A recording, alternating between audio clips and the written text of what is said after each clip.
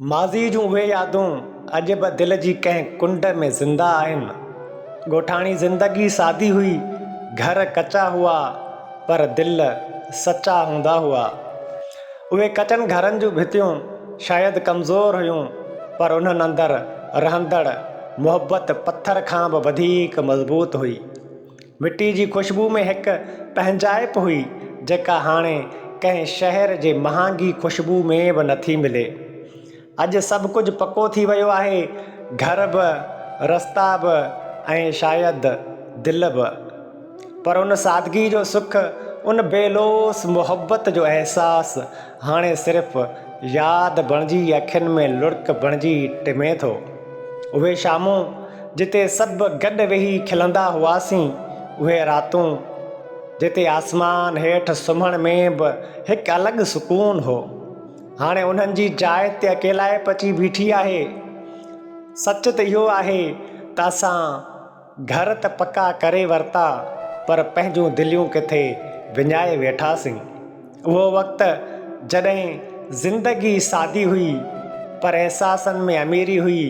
न mobile phone, न internet, न का जल्दबाज़ी, न को मुक़ाबिलो। बसि माण्हू हुआ ऐं उन्हनि जा सचा रिश्ता हुआ।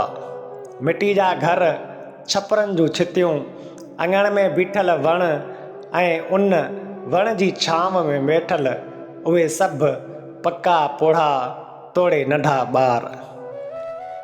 चुल्हे ते ॿरंदड़ बाहि, काठियुनि जी ख़ुशबू ऐं माउ जे हथनि जी मानी, जंहिंमें अहिड़ो सुकून हूंदो हो जेको अॼु कंहिं बि वॾे होटल में नथो मिले।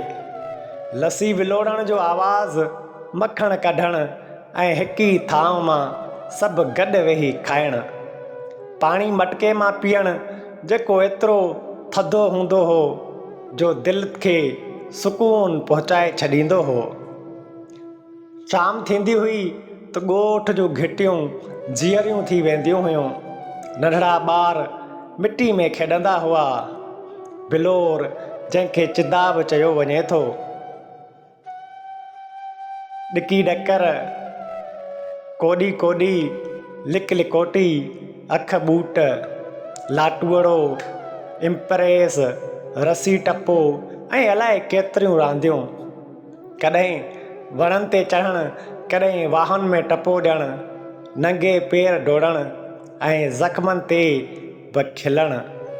न को ख़ौफ़, न का परेशानी, बसि ख़ुशी जेका सची हूंदी हुई, जेका दिलि मां निकिरंदी हुई।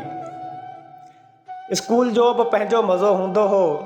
हिकु स्लेट, हिकु चाक, हिकु कापी ऐं हिकु कलम।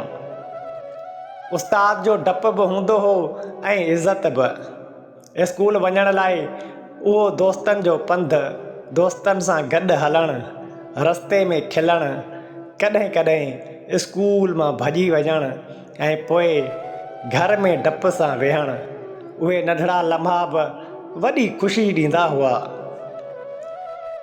ऐं पोइ अचे थी उन दौर जी टेक्नोलॉजी, जेका अॼु जे जदीद दौर जेतिरी त नाहे, पर दिलि जे वेझो हुई। रेडियो, जेको सुबुह सां शुरू थींदो हो, जंहिंमें ख़बरूं, गाना ऐं घणो कुझु हलंदो हुयो।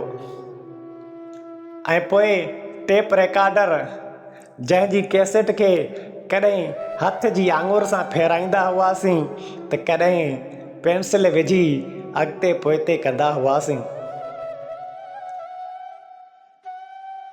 उहो आवाज़ु अॼु बि कननि में गूंजे थो, ऐं उहा ब्लैक एंड वाइट टीवी, जंहिंमें ज़ाहिरी तौर ते त रंग न हुआ, पर हक़ीक़त में अॼु जी हिन जदीद दौर जे रंगनि खां उनमें वधीक रंग हुआ।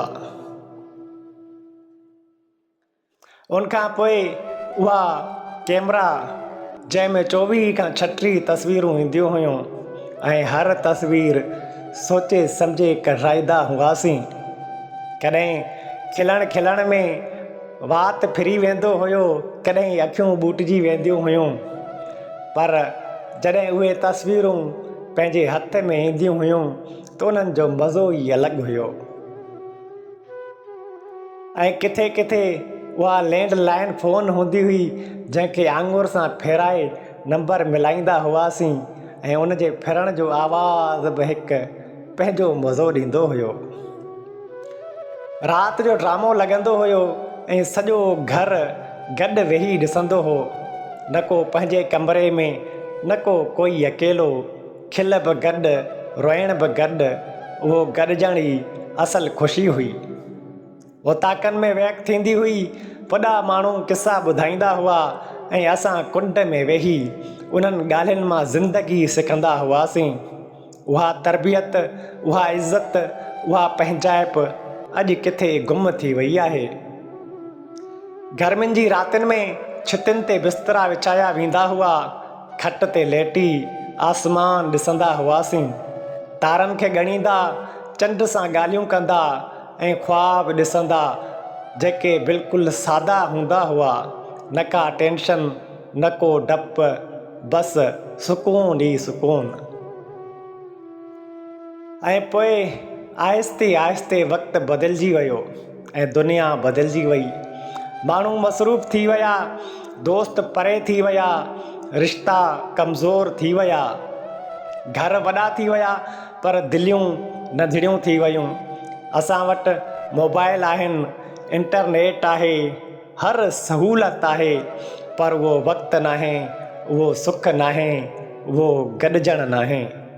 ऐं सच त इहो आहे, असां ग़रीब न हुआसीं, असां वटि सभु कुझु हुओ।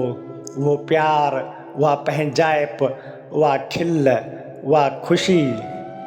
ऐं अॼु सभु कुझु हूंदे बि ॼण असां वटि कुझु नाहे।